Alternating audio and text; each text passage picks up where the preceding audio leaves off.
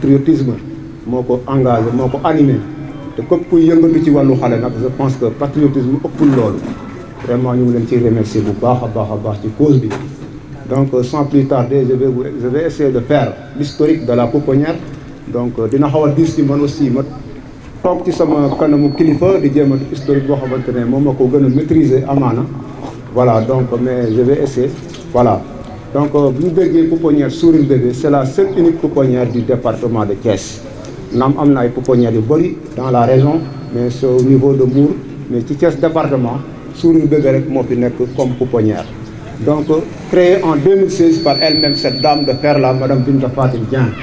boo xamante ne vraiment mu ngi œuvrer pour les causes des enfants donc ñu ngi recueillir fii les enfants dont leurs mamans sont des déficientes intellectuelles, les enfants issus de familles démunies, les enfants abandonnés et les enfants trouvés qui ont été jetés dans les dépotoirs d'ordures loo xamante ne daw na yaram naam xale yi ngeen gis ñu mag yi ñu ñëw ci gën a mag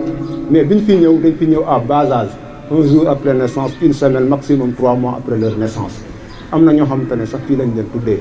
voilà. À part ces enfants aussi am na ñu am ak ñoom même âge ñu ngi ci këram ñaari xale yoo xamante ne ñoo ci gënoon sensible ñu ngi ci këram kenn ki jumeau la woon keneen ki aussi c'était un enfant trouvé takku ko ci sachet sànni ko par chance yàlla dimbali ñu ba mu dund ba mu ngi ci këram voilà. Xale boobu nag doon xale boo xamante ne marqué nañu trop voilà mais xam naa moom la gën a marqué moom moo tax mu xëcc ko ci wetam. Donc pour vous dire que cause bi ñëpp ci war a jàpp voilà. Mais de 2016 à nos jours on a accueilli au total presque 92 enfants mais à l'heure actuelle nous sommes à 43 parce que ñàkkul xale yoo xamante ne def nañ retour familial d'autres sont en adoption d'autres aussi donc c'est des enfants qui ont fait de retour familial koo xamante ne seen parents yi récupéré nañ leen voilà. Donc aussi notre prise en charge dañu yëngatu ci fépp donc éducation santé lépp loo xamante ne xale da koy jox soxla ñun ñoo koy dimbale ci xale yi mais fii kenn du fi fay c'est à préciser aussi donc ñun dañuy def rek du social et de l'humanitaire voilà. Donc on a recruté aussi des nounous yoo xamante ne comme ñu ngeen gis ni ñuy woowee tata ñoom vraiment ñu doon ñu jàmbaare ñoo xamante ne ñooy toppatoo xale yi lépp loo xamante ne yaay war na ko jox doom ñu ngi leen koy jox ci seen kéemtulaay kattan voilà. Naam aussi on les paye mais directrice aussi xeeb na loolu lépp lu mu leen di def bu sañoon tey jii moom waa Sénégal jàpp ci ñëpp bu ku ne bu la mënee fay 1 million sax mu fay la 1 million parce que jar na ko mais ñu ngi woo ñëpp koo xamante ne daal doomu Thiès nga doomu Sénégal nga dégg suñu appel bi nga jàppale xale yi te yàlla tax xam naa comme ni ko Pastef di defee yeneen dinañ ko ci def en tout cas grosso modo c'est ça donc l'historique de la pouponnière. Donc c'est à préciser aussi xale yi ñu fi yor c'est de 0 jusqu'à 6 ans kii moo ci gën a màgg le Babacar et Penda Mbale à l'heure actuelle où nous sommes am na ay lieux yu bees nag ñoo xamante ne ñu ngi ci biir après bon sans plus tarder di ngeen dugg ci biir visiter xale yi dañ leen expliquer ngeen mën a jàkkaarloo xale yi gis xale yi xam naa daal ci gàttal loolu laa bëggoon def comme présentation de la pouponnière ngeen jéggal ma ci kàddu yi vraiment maa ngi leen di remercier bu baax a baax. En même temps di la laaj ndax xam nga ne taxawaayu Alimatu Sadiya nga am ndax maa ko dégg man damay nekk Kaolack lu bari di dina bari Cheikh Mahi Niass moom lañ dénk lépp luy xam-xam ci Kaolack mu ne am na jamono boo xamante ne nii xare yi dafa métti xare yi nga xam ne jullit yi ñu ngi ci doon daj te lim bi bëriwul woon xam nga jamono boobu sunu limu jullit yi bëriwul woon jigéen ñi takkaayu ne dañuy dem parce que góor ñi dañuy soxla ku leen di may ndox ak yu demee noonu ñu ne jigéen ñi am doom nag ñoom itam ñu ne dañuy dem ñu ne nañ laaj yonent bi ñooñu lan mooy doon seen taxawaay mu ne mën nañ dem mais bu ñëpp dem dina am ñu des garder xale yi mais ñi des garder xale yi ñu ngi am yoonu saaba yi daanu ca xare donc kon yow taxawaay ñooñu nga amee yow ak ñii di jàpp si xale yi di liggéey donc ñu ngi lay féliciter bu baax a baax di la encourager di féliciter cellule bi yàgg na bi ñuy dem am na fu ñu doon dem ci boobu ñëwagu leen fii donc loolu dafa yàgg loolu mooy conviction bu dul woon pas-pas dañ na bu yàgg suñ ko doon def ndax ngistal bu doon ngistal la am na jamono bu ngeen nekkee fu ruxe foofu kenn du leen gis kon duñ fa ñëw kon mun nañ seede ne gistal amu ci mun nañ seede ne conviction mu ngi ci parce que c'est depuis 5 ans lu waay di def te du dëgg du mot ñetti weer waxuma la juróomi at Cheikh Ibrahima ak sa cellule yëpp ñoo ngi leen di encourager mais en même temps di ñaax yeneen cellules yi que ni li mooy liggéey bi tout simplement lan moo tax li mooy liggéey bi parce que lii lañu Pastef jàngal lii kese lañu gis ci ñoom Marème 2017 wala 2018 Marème Ndiaye woon na ma ne ma ñëwal nga toog waxtaan ci koñ bi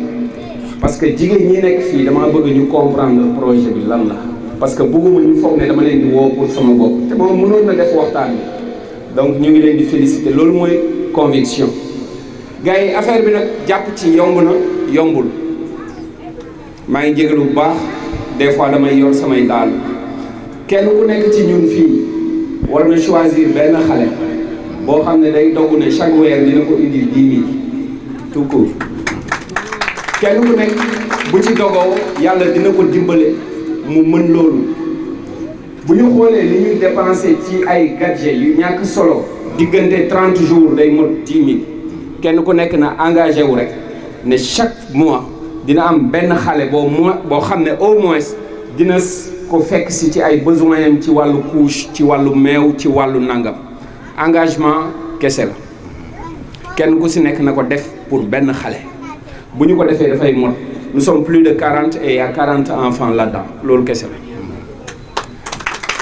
la lan moo tax ñuy def loolu Ousmane Sonko xale yi dañoo li ko fal xale yi dañ cee bokk xale yi voté wul dañoo bokk ci ñi fal Ousmane Sonko lu tax Ousmane day taxaw ci foule am ñu mu neex am ñu mu neexul mu am xale bu xamul dara innocent daw dem ci moom Ousmane fopp boobu mu koy fopp ak image bi mu ciy am il peut gagner 10 voix ci xale boobu kon Ousmane xale yi nga xam ne voté wuñu xamuñu dara dañ ko fal kon ñun aussi war nañoo dellu si ci xale yooyu fal suñu waa ji am beneen taxawaay bu ñu am ci ñoom donc maa ngi jégalu bu baax Ibrahima bon c'était pas préparé waaju ñu woon benn yoon jël kàddu parce que bu Amadou nekkee fii Marème nekk fii donc du jaadu sax ñun ñuy jël kàddu mais ñu ngi jaajëfalaat ñëpp di encourager waat ñëpp di leen ko fàttali man je m'engage chaque mois dina am benn xale boo xam ne man maa ko amee 10 000 na kenn ku nekk Thierno Mbodj il s'engage Madame Diarra elle s'engage waxal am nga ba pare loolu kese mooy liggéey bi lan moo tax parce que yonent moo ne yow yaa ngi am yoolu ñi jigéen ñi nekkoon ca xare ba di may saaba yi ndox kon yow ku la taxaw di nga am yool bu toll ni ñooñu la ñu amoon moo tax Cheikh wane nga yoon bi félicitation encore Ibrahima merci. asalaamaaleykum mbooloo mi mu ngi ziar ku ne di vraiment remercier ñëpp ñi ñu dalal et di remercier mboolem fi ñëw fekkee activité bi donc tout d'abord muy sàkk ñaan par rapport ak décès bi ñu am démb suñu rakk mère moo décédé démb donc ñu ñaan ngeen sàkk ngeen ñaanal ko bu baax a baax vraiment activité bi dafa fekk mënu ci ñàkk ñëw rek mais sinon naroon nañu vraiment dem ci sarax bi parce que dafa nekk lu ñu ku ñu sosoon rëkk. Sinon aussi vraiment damay rectifier juste la directrice bii mooy la 5e édition donc ça a été débuté depuis 2021 àdduna di daw ba ñu ren mu nekk 2025 la 5e fois ñu ñëw en tant que cellule en tant que parti politique bi ñëw di def remise de dons dans cette pouponnière ñu ngi féliciter les responsables à commencer la directrice de la pouponnière vraiment dañu xam ne liggéey pouponnière nekkul lu yomb xale ñun ñi am ay doom à bas âge xam nañ ni benn ñaar rek c'est difficile nga mën leen toppatoo rawatina nga am ci ay quarantaine vraiment ñu nekkul sa doom surtout donc vraiment foog mu nekk benn sacerdoce ak benn humanité booy am buy mën a tax nga def liggéey bi nii. ñu ngi remercier l'ensemble des membres de la cellule de Pastef Ensemble parce que ñun ñoo fi taxaw di wax nii mais dañ ñoo dooree dañoo accompagner. saa bu leen woowee ci activité bi dañ ciy ñëw ñu ñëw nii ñu tuuti la comparé ak ñeneen ñu ñëwul mais ñu toujours dañuy ñëw di ñu accompagner ñu ngi remercier aussi ensemble ñu ñëw ci ñu jàppale ci cette édition, à commencer par vraiment le ministre Birame Souleye bëggoon naa ñoom may ay xam-xam ñoo ko cité mais loxoom ñëw na. ñu ngi remercier aussi Amadou Ba dafa am ziar à Bignona moo tax ñëwul mais bëggoon naa teew. ñu ngi remercier surtout le parrain Amadou Mbaye Dia, un homme social, un grand patriote. ngeen tàcc ko bu baax a baax vraiment suñu nekkee di politique di vraiment nekk ci terrain tout le temps dañoo am leader bu nekk suñu kanam bu ñuy dooleel te moom mii Mbaye Dia vraiment nekk na ko wane na ko. Parce que Thiès Ouest est très fier d'avoir un coordonnateur qui s'appelle Amadou Mbaye Dia. Nous vous remercions aussi la marraine Marema, vraiment la Lyon, une femme très dynamique, très engagée elle aussi. Parce que dañu ne def édition bi nii dañuy tànn des personnes vraiment pour une fois, parce que nous ñoo def affaire du parrainage ak marrainage mais dañu ne pour une fois su koy commencé dañ koy des personnes phares, des personnes yu wóor ni leur nom peut porter. Des personnes yu wóor ni dinañ teew surtout et vraiment dinañ ñu mën a doole te wane nañ ko avec des cadeaux énormes yu ñu indi fii vraiment ñu ngi leen ciy remercier bu baax a baax. Au-delà de ça lan moo ñu tax ñuy def cette remise de dons au niveau de la pouponnière, c'est-à-dire parce que daf ñoo nampé ci social, parce que daf ñoo nampé ci ce qu'on appelle la citoyenneté. Parce que ñun par exemple activité bi ñuy def nii ñu ngi koy doog a vulgariser au temps politique parce que dañ ko doon def discrètement parce que dañu gëm ni lii politique tax ñu cee jug suñu dëkk ñooñu tax a jug suñu doom ñooñu tax a jug te Pastef loolu la ñu woo ni ñu Pastef woowee ci don de sang ni ñu Pastef woowee ci tool yi ni ñu Pastef woowee ci vacances agricoles patriotiques dañu woowee ci ñun ñu jàngalaat suñuy xale yi pendant vacances yi vac vraiment Pastef loolu la ñu woowee ñu ñëw dimbali suñuy doom ñu noonu ñu woowee ñu ñëw jàppale suñuy doom te moom la ñuy def nii tey dañ koo def pour vulgariser ko pour mën a permettre à ce que les autorités parce que léegi nous sommes au pouvoir pour que les autorités xam ne am na xale yu nekk fii yu ñu war a dimbali yu ñu war a jàppale parce que man Sourire Bébé su dul woon dans le cadre personnel dama ko mën xam donc benn ami ko moom moo ma xamloo ci laa ne vraiment pouponnière bi def na am visibilité te loolu dina tax ñun dinañ ci def suñuy jéego suñu mbébét édition bu ne yàlla def na day gën a augmenter day gën a évoluer ren on a notre coordonnateur dans le marais demain pourquoi pas on n'aura pas le premier ministre ou bien le national un ministre un autre ministre de la République incha allah mooy suñu mbébét te incha allah dinañ ko def donc politique dafa war a ànd avec vraiment social politique dafa war a ànd avec amal njëriñ sa askan te loolu la ñu passé woo ci la ñu nekk donc vraiment ñu ngi remercier ñëpp ci ñu teew vraiment di ñaan vraiment que édition yi am yeneen édition yu am même valeur et vraiment remercier encore di ñu dalal et vraiment di ñaanal xale yi yàlla gën leen taxaw gën leen jàppale. réitérer samay remerciements depuis 3 ans bientôt aujourd'hui même ngeen di ñëw ici au niveau de la pouponnière Sourire Bébé donc lu yàgg la te lu yàgg dëgg la donc di nuyu la marraine le parrain di nuyu également donc le maire nee nañ mi ngi ci yoon bi mi ngi ñëw moom aussi depuis le tout début en 2012 moom Diagne j'ai été dans son bureau wax ko association bi ma xamante ni moom laa taxawal mu nekk quelqu'un de très sensible à la cause de la petite enfance ak lépp loo xamante ne dafay jëm ci social donc ñu di ko ci gërëm di ko ci sant di nuyu personnel u pouponnière bi yëpp di nuyu aussi waa koñ bi xam naa ni dañu fiy doog a tuux si il ne savent pas que ni am na pouponnière bi fii lañ ko indi donc pour wax que ni c'est le centre Coumba Ndoffène Babal Diouf Coumba Ndoffène Babal Diouf xale autiste la donc buy jàngee fii ma tuddee ko centre bi donc centre bi nag am 2 structures mooy le centre Bilo donc muy def lépp loo xamante ni réinsertion la ci wàllu autisme ak trisomie ak la pouponnière Sourire Bébé bi nga xamante ni nii moom moo regroupé lépp li nga xamante ni moom mooy xale yi nga xamante ni aussi comme mën nañu wax ay xale yoo xamante ni nii de 1 jour à 7 ans ñoo fi nekk ils sont au nombre de 43 peut-être Abdoulaye dina revenir ak ci présentation pouponnière bi et tout mais sama mot de bienvenue damay def rek remercier leen dalal leen di leen jaajëfal di ñaan aussi yàlla yombalal leen ko saa su ne ba ngeen mën a def action yu mel nii partout dans le Sénégal du fait que ni pouponnière bi c'est la première dans le département de Thiès donc waa Thiès yëpp war nañ ci ñëw dugal seen loxo parce que xale yëpp xale yi Sénégal lañ te soxla nañu aussi ay loxo yi nag buñ ko waxee nekkul xaalis rek donc mën na nekk li nga xamante ne nii moom mooy physique nga nit ki ñëw xool xale yi ñëw nemmeeku leen mën na nekk moral loo xamante ne dina mën xale yi aussi mu remonter ñun suñu moral parce que gis leen daf ñuy neex daf ñuy motiver di ñu encourager mën na nekk aussi aspect financier loo xamante ni aussi dina contribuer aussi ci prise en charge yu xale yi en tout cas amuñu seen fay ñu ngi leen di gërëm di leen sant di leen dalal jàmm maa ngi leen di souhaiter la bienvenue. À ce charmant public nga xam ne je reconnais des visages familiers des regards pleins de bienveillance ay nit yoo xam ni boo leen xoolee bu sa bët dajee ak seeni bët rek sa xel day gën a dal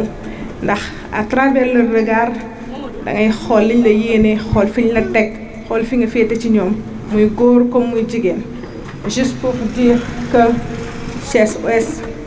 est une famille pour moi dëkkuma Thiès Ouest mais c'est une famille qui a une place très importante dans mon cœur. Li ko waral mooy à sa tête il y a mon frère de guerre, mon frère de combat, celui qui était avec nous ci moment yi mu gën a méttee. Amadou Mbaye Dia sànq dafa ne Marema bi muy métti dafa doon sol jean di sol training di ànd di daw ak ñun mais Marema pour devenir tey leader bi mu nekk c'est grâce à moom, grâce à Adama duma ko bàyyi di wax mukk, grâce à Ablaye, grâce à Amadou ndax ñoom ñoo ma formé ñoom ñoo ma formaté ci am fit ci dëgg ci dëggu ci don de soi pour la patrie ci bàyyi lépp xeex rek ngir sa réew te wutoo ci dara. Kon tey su ma taxawee di wax te waxuma loolu duma gor. Si je suis là aujourd'hui, ils ont participé à ma formation politique, même au-delà de ma formation politique. Sama formation dans la vie en général dañ koy jouer lu bare. Et jusqu'au moment où je vous parle, su ma dérapé, il n'hésite pas à me tirer les oreilles. Li ma maree ma wàcc nga yoon jaaral nit te ma nangul leen ko bu baax a baax. Di nuyu bu baax Madame Dieng di la féliciter. Sourire bébé nga wax, mais derrière ce sourire-là, il y a l'affection, il y a l'amour, bienveillance. Li nga regroupé ci sourire bébé xamoo ko sax ndax xale bu amul amour bu amul affection bu amul sécurité du sourire kon sourire bébé ça résume tout. Je pense que édition bi di ñëw ça va se préparer tey lañ koy commencer préparer waat avec évidemment le leadership de ce grand homme Cheikh Faye, ce grand coordonnateur nga xam ni initiative bu mel ni moo ko porté muy loo xam ni moom ampleur bi mu am moom xam ko. Et je pense que à partir de ce moment il doit inciter aux ñi ci des les autres muy les pouvoirs publics muy les collectivités locales muy yeneen politiciens yi ne ci opposition bi tey à suivre ce geste-là parce que ces enfants-là c'est des enfants du peuple, c'est des enfants sénégalais. Ces enfants-là bokkuñu Pastef bokkuñu feneen, c'est des enfants juste thiessois. Donc c'est un exemple à suivre te Inch'Allah nous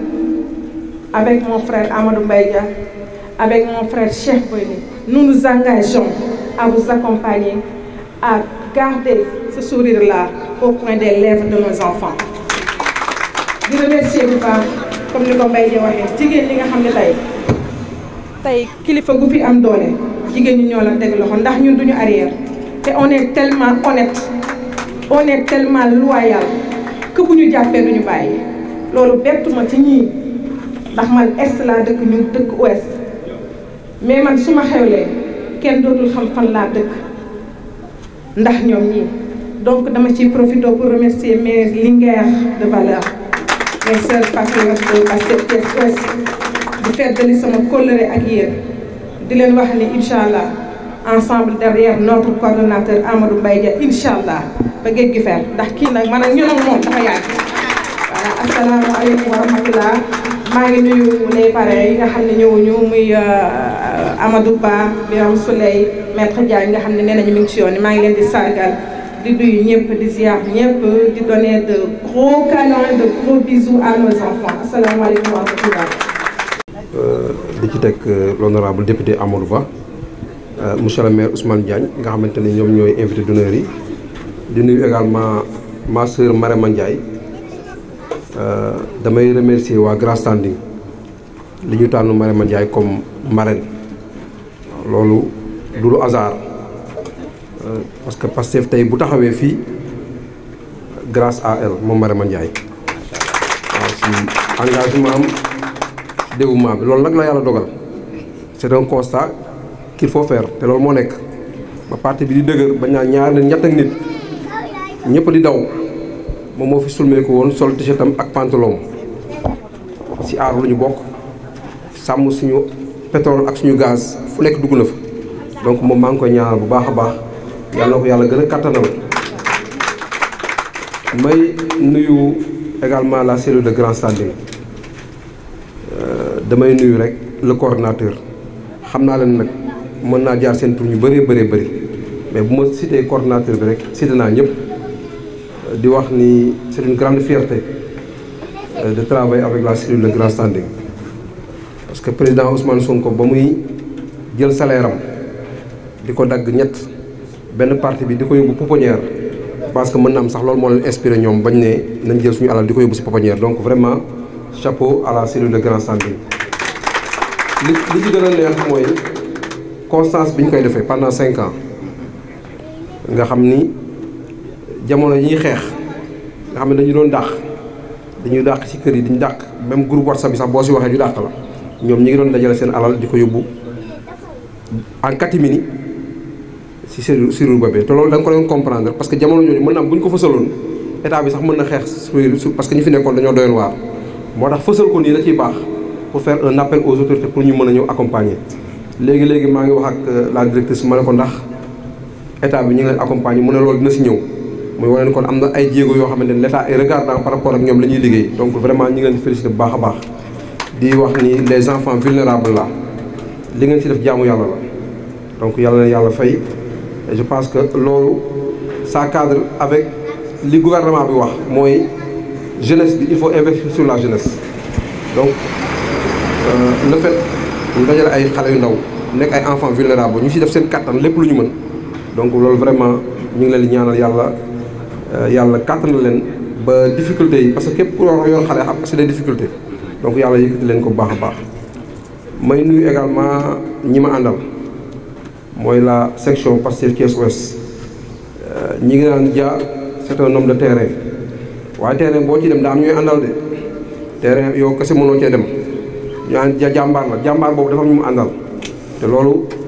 ànduma góor ñi sax dama leen teg fee mais sama jigéen ñu neex a àndal ñii dama bëgg ngeen tàccu leen bu baax a baax tey bu ñuy wax Dia rek jigéenu Pastef Thiès Ouest yi ñoo tax ñuy wax Dia waaw li ngeen gis ñu indi fii mën naa ne sama dërëm dugg ci ñoom ñoo dajale lépp ànd cee góor ñi donc indi ko donc vraiment maa ngi leen di féliciter bu baax a baax a baax a baax jigéen ñi moom li ñuy wax jigéen ñi boo leen amee man de waxuma dara keroog maa ngi koy wax ci benn émission ma ne namuma dara parce que ñi ñu àndal moo tax bu amee ñu mel ni ñi ñu lay gunge donc doon namu dara da ngay toog ak say tànk rek lépp ñoo koy def donc maa ngi leen di féliciter bu baax a baax a baax a baax bu ma tuddee kenn rek liste bi day gudd mën naa tudd ñëpp mais ku nekk daal gis sa bopp ni xam ni vraiment politique léegi sonnatuma parce que fu ma gestu rek gis jigéen ñi mais ma nuyu également section communale bi ma siy jiital Abidine Sow parce que mooy adjoint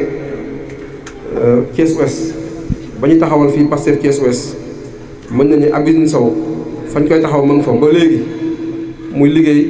si Thiès Ouest mais di liggéey si département bi di liggéey également un peu partout au Sénégal yenn saa yi nga woo ko mu ne la maa ngi Waalo yenn saa yi maa ngi Fouta yenn saa yi maa ngi Tambacounda un peu partout donc moom également ñu ngi koy féliciter bu baax a baax vraiment di wax la section communale man dama am fierté pour liggéey rek ak la section communale lépp lu ñuy def c'est la section communale qui le fait donc maa ngi leen di féliciter bu baax a baax di féliciter tous les responsables yu jógee un peu partout dans les cellules mais di renouveler waat également suñu remerciement à la cellule de Grand Standing donc di wax ni comme dañu nekk ci yeneen activité yaa ngi magi Pastef qui nous attend mais daal voyez nous sommes fiers de ce que vous êtes en train de faire di wax cellules yëpp bu ñu koy def je pense que la section sera visible cellules yëpp li ñoo war a def c'est le travail de toutes les cellules donc du cellule Grand Standing rek mais au-delà de ça ñu wax ni képp koo xam ne da ngay politique nga nekk Thiès nga naan da ngay opposé au président Ousmane Sonko nekk ca kaw dëkk Thiès dañuy wax activité yu mel nii da nga ñëw fekk si ñu si nga wax say cellule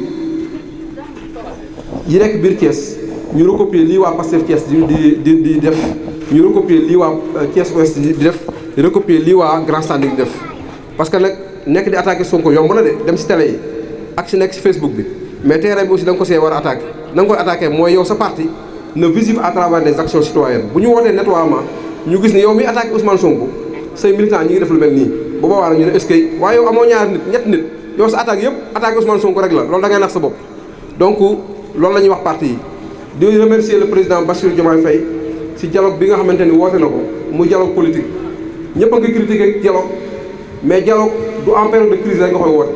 li ñu naan non Sénégal dafa nekk problème de crise on n'a pas de crise politique mais dialogue da nga koy woote pour waxtaan parce que am nañ 58% bu ñu neexoon on a la légitimité de diriger de faire les transformations ñu war def mais pour rafetal la pour ku nekk mën cee gis sa bopp loolu moo tax ñu woote c'est pas parce qu'on a un problème politique on n'a pas de problème politique président Ousmane Sonko ba muy wax on a un problème économique mooy nan la ñuy fexe ba am décollage sur le plan économique pour mën a indi les réformes yoo xamante ne mooy jëmee Sénégal vers le développement mais sur le plan politique on a des institutions très fortes il faut seulement ñu def ay réformes yoo xamante ne tey mooy permettre xale yi nga xamante ne dañu doon dem di inscrire ñu mën leen inscrire directement dans le fichier ñu indi réforme yoo xamante ne tey ñëpp dañ ciy ànd loolu dong la mais du pas parce que on a un problème il y a pas de problème politique Sénégal est un pays stable lépp a ngi dox ñoom seen bopp ñoo gisal ni ñi ngi doxal justice barki Demba Ndiaye gis ngeen conseil constitutionnel loi bi ñuy indi liñ ci d'accord dañ ne d'accord uñ barki Demba Ndiaye gis ngeen sur le plan politique ministre de la communication ñu ne ko kat arrêté bi nga jël c'est non conforme donc buy wane ne dëkk bi ngi dox dëkk bi amul benn problème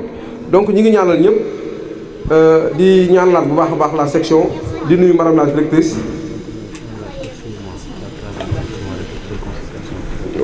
incha allah léegi beneen bi mooy information la mooy